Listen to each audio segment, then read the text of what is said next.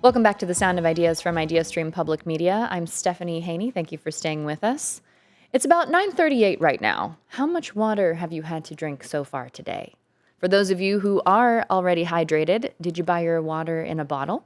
Did you grab it from the tap? Maybe you had it served to you at breakfast? That kind of access to clean water is a luxury that not everyone has outside of the United States, and even in places within the United States. And that disparity is the reason Mentor native Katie Spots is preparing to row 10,000 miles solo across the Pacific Ocean beginning in a few short months. It's a journey that will take around 8 months to complete, as Katie aims to become the first woman to row solo from South America to Australia and the first American woman to row solo across the whole Pacific Ocean, with the goal of bringing clean water to 100,000 people. With us now to talk about this upcoming adventure before she leaves next week for Peru, we have endurance athlete Katie Spots herself. Katie, welcome back to the show. Thank you so much for having me. We appreciate it. If you want to be a part of this conversation, you can call us at 866-578-0903. You can also email us at soi@ideastream.org or message us on Instagram at The Sound of Ideas. Now, Katie, we are catching you about a week before you head to Peru, which is a bit earlier than you had planned to do that. Your December launch date is what is in mind here, maybe January 2027, depending on the weather. Tell us what happened to push up your departure to Peru. So in early July, they passed a new law and it requires me to be there when my boat arrives. So I wanted to get my boat there sooner to make sure that customs wasn't clearing, it could clear customs in time, just because getting the right weather window is so important. So it's a bit of a curveball, but I was basically squeezing in 4 months of planning in the last 3 weeks, but we're good. I think it's gonna all work out, and I mean, there's always pluses when the plans change. So now it just gives me more time to be with the boat and yeah, test all my gear before I Sure. set sail. And a lot of gear for a 6 to 8 month expedition across the Pacific Ocean. So I'm wondering, how will this impact your training? Can you tell us a bit about how your training has looked here in Northeast Ohio and if you have any idea how that will look in Peru? So I've been very fortunate to be able to train at both the Foundry and Tremont Athletic Club. So a lot of my focus has been on building strength because it's very likely that I will lose a lot of muscle mass during the course of that journey just because I'm burning so many calories and doing so much physical activity. So I am going to be staying. It's called Club de Regatas. It's a very well-known rowing club and facility, and so there's a branch right within a mile of where I'll be launching. So I'll be able to train on the machine there and do my strength training, and then the yacht club where I'll be launching from is right there too, so I can get on the water. So I really do feel like it definitely will work out for my training, and I could still continue to train as usual. Yeah. Okay. Now, this is not your first major feat in support of helping people get access to clean water. So, first, tell us, why is this cause so important to you? Well, if you care about anything, you could probably find a reason to care about clean water. If you care about environment, if you care about health, if you care about youth, if you care about education, if you care about women empowerment, if you care about business, it really touches all aspects of life and is the first step out of poverty. I wasn't aware of water issues until I was living in Australia. So I went to college and did a semester, and they had a drought it was going on for a decade, and it was affecting everything from when you could water your grass and if you could wash your car. And there was just this perpetual fear of the water running out. And at the same time, I was studying environmental science, and I vividly remember one of my professors saying that the wars of the future will be because of water, and in some countries, it's already the case. And that just was that it just stopped me in my tracks. I was, 19, thinking I had a sense of what was going on in the world, and here I am, blind to a billion people who have this problem. And the thing about clean water is there's a lot of problems we don't have the solution to. There's, we have to spend money on research, and but clean water is not that. We do genuinely have the solution for this massive problem. So to me, it was so hard not to want to do something. And what's really exciting about this upcoming campaign is that $10 can give one person clean water for a decade. And in Fiji, most people probably don't think of water issues happening in Fiji, but Fiji is 300 islands. The main island has great water, but 300 islands, 100 of them are inhabited. And then some of these places are harder to get to than places in sub-Saharan Africa because you have to take a boat, and that's expensive. And then you also have to time it because there's cyclone season. So it's very hard to reach these communities, and there's only certain times of the years that you can. So with this upcoming campaign, if we reach our fundraising target, it will mean that we will reach a point that there is universal access to clean water in Fiji, and that's something that's only been accomplished in 2 other countries. Wow. And with a problem as big as the global water crisis, to have a win like that, to say, and now the work is done, is just, I think it's an example to show that it is achievable and that it could happen in other countries if it could happen there. And I think the number that I've seen on your campaign is 100,000 people that it will Yes. impact directly in Fiji to get to that universal access in that space. Yes. And I was fortunate enough to spend some time this past April with the charity partner. They're called Give Clean Water, but they've been working there. And I've never seen this kind of collaboration, but they do have buy-in and partnership with the Ministry of Health.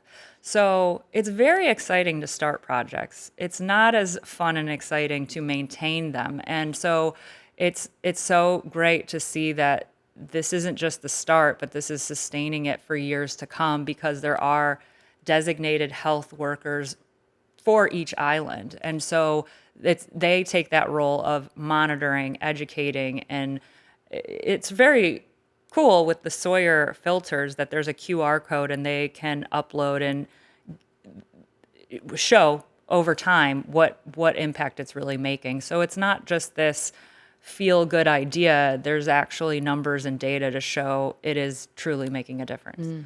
If you're just joining us here on The Sound of Ideas, we are talking about endurance athlete Katie Spots, who is a Menor native, and her plan to embark on a Pacific Ocean rowing journey completely alone across the Pacific Ocean, 10,000 miles. That's coming up for her in December or January. Her goal is to encourage clean water access and make that a reality for people in Fiji with this particular campaign. If you want to be a part of this conversation, the number to call is 866-578-0903. You can also email us at soi@ideastream.org or send us a message on Instagram at The Sound of Ideas.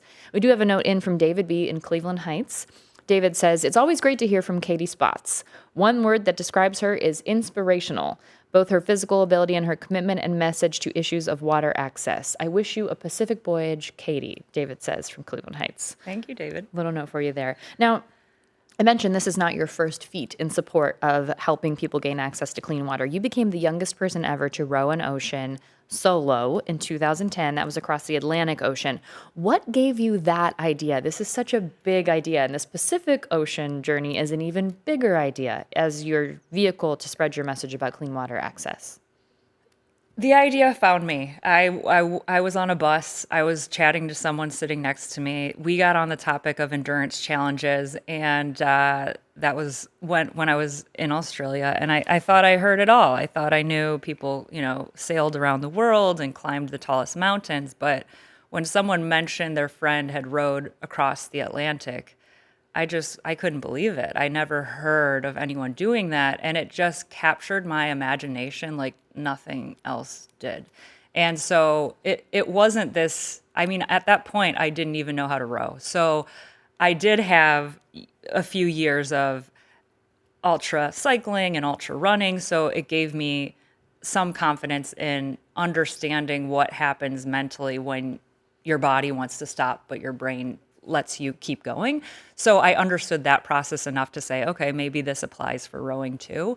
But I was just so curious. It turned into looking online, reading about other people who have done it, figuring out what boats were used, how do they eat, how do they drink, how do they sleep, how is this even humanly possible? And so that curiosity just grew, and I had to make the decision that I was either going to row the Atlantic or I was going to spend the rest of my life wondering, what if? And so I knew that the choice was do it or regret not doing it. And to me, a life of regret, I mean, anything you do can become habit. And if you ignore your call and push it away, then the call won't happen anymore. And it can be easy to stuff those things down and just, yeah. And I just couldn't do that. I had to give it a try. And I mean, I took it very seriously, and I spent 2 or 3 years preparing. And there's no Ocean Rowing for Dummies books out there. It's yeah, because I do have the experience of rowing the Atlantic, it does give me more confidence going into the Pacific. Having said that, this is 3 times longer. My boat is a lot better than what it was. There's something called auto helm. So even when I'm sleeping, if there's drift, it will help guide. It won't propel, but that is one of the biggest changes in the past, decade or so, is that technology is so much better now. The boats are lighter, and yeah, you're just seeing people smash all these speed records. And I do believe that I have the best boat in the world for this job. And so I haven't been able to train on Lake Erie much because my boat was built in the Netherlands and being shipped to Peru. So it's a very international project, just from the start, with the boat being out of country. So you mentioned the boat being lighter, like that's a good thing. That would make me very nervous. Obviously, I don't know anything about rowing any kind of ocean. I don't know anything about rowing Lake Erie. But I want to ask you a little bit about that. Is it safe to sleep on this boat? What does that mean for you?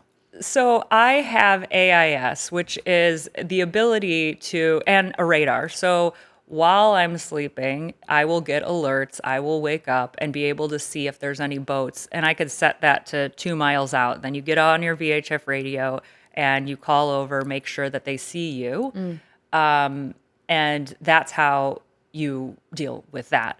Having said that, there will be even less on the Pacific than there was on the Atlantic.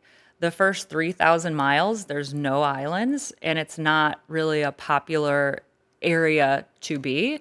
So I am lucky if I see an airplane or another boat. I might only see another boat the last 500 miles reaching into Australia. So yeah, it's there's not a lot going on out there in the Pacific. So yeah, I don't have to worry as much about those things. Yeah, I think for this challenge, my biggest concern is just my mind. I mean, there's a big difference between spending 3 months alone and 6 to 8 months alone. And so I did work with a sports psychologist. I do have, contingencies. If this happens, then what? Regarding my mental health, and it is a huge unknown. But Let's yeah. talk about that isolation piece. So as you mentioned, just to go over these numbers again, 10,000 miles, 6 to 8 months, totally unassisted, isolated.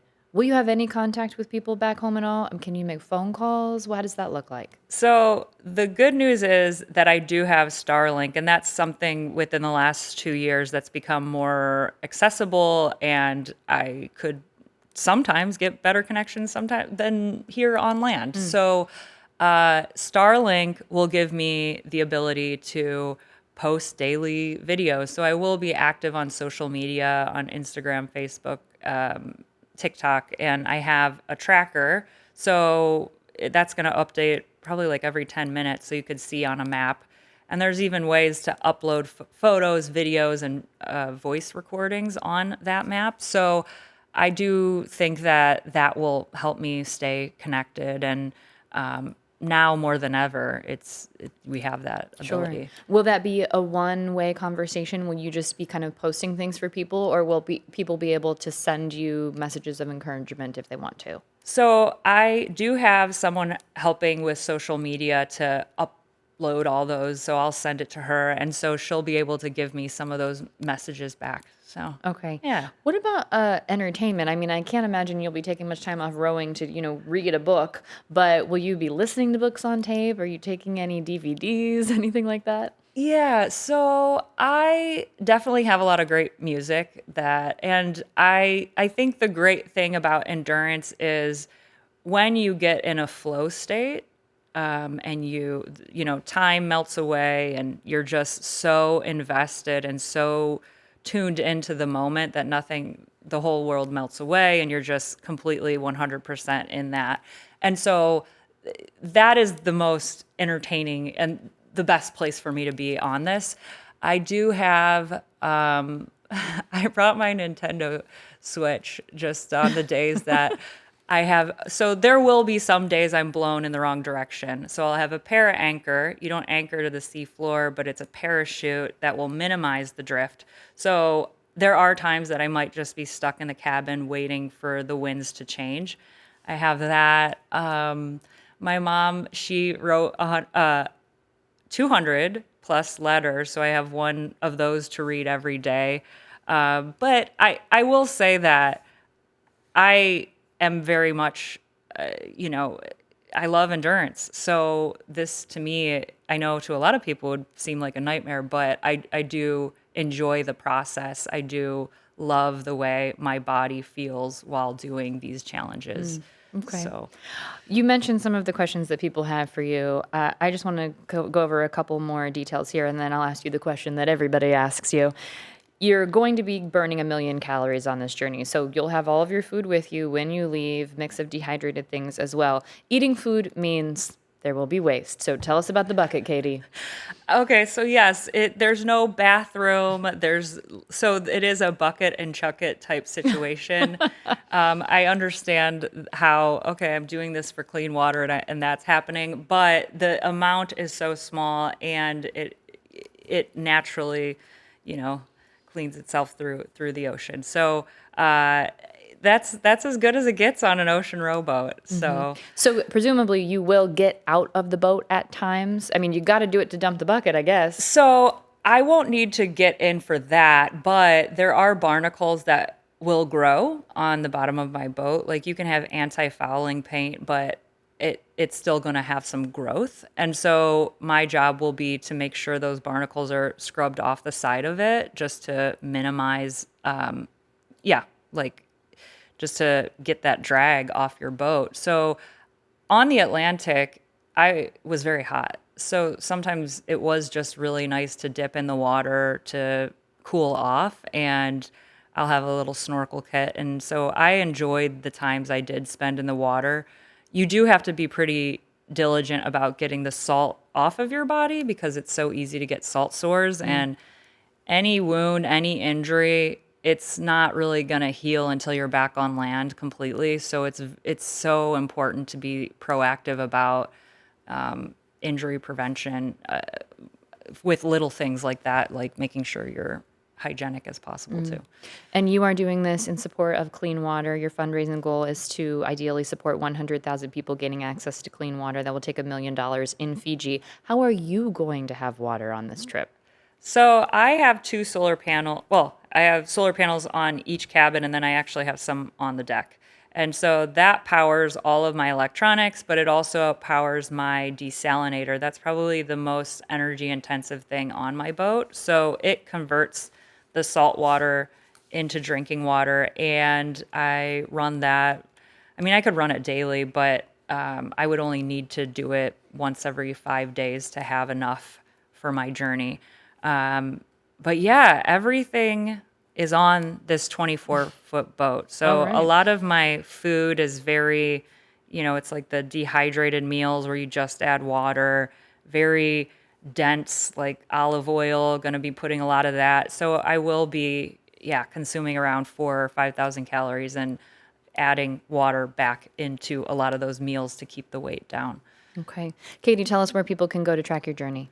So my website is katiespots.com, and then on Instagram it's Katie Spots, Facebook, hello Katie Spots. Okay. And that is with a Z, spots with a Z. Thank you for the time, Katie Spots, endurance athlete preparing to row the Pacific Ocean solo. We appreciate the time. Thank you so much. If you missed any part of today's show, you can hear a rebroadcast tonight at 9 on 89.7 WKSU, and every episode of The Sound of Ideas is available wherever you get your podcasts and on YouTube. You can get the last word on today's topics by emailing soi@ideastream.org and finding us on Instagram at The Sound of Ideas. Last Thursday, we highlighted Cleveland Magazine's new travel articles. These are highlighting spaces outside the city of Cleveland. We talked with Annie Nikoloff of Cleveland Magazine, and we got this message from Catherine. Catherine says, I hope that Annie can spotlight Worcester. We have amazing things to do, eat, and see here. City Square Steakhouse, the Retriever, the Marquette. Catherine's list goes on. Catherine is making the case for Worcester. Annie, if you are listening, thank you for those recommendations, Catherine. Tomorrow on The Sound of Ideas, we'll talk about the Red Cross declaring a blood shortage crisis. We'll also fill you in on the latest in the fight against HIV and AIDS. I'm Stephanie Haney. Thank you for keeping the conversation going. We'll see you back here tomorrow on The Sound of Ideas.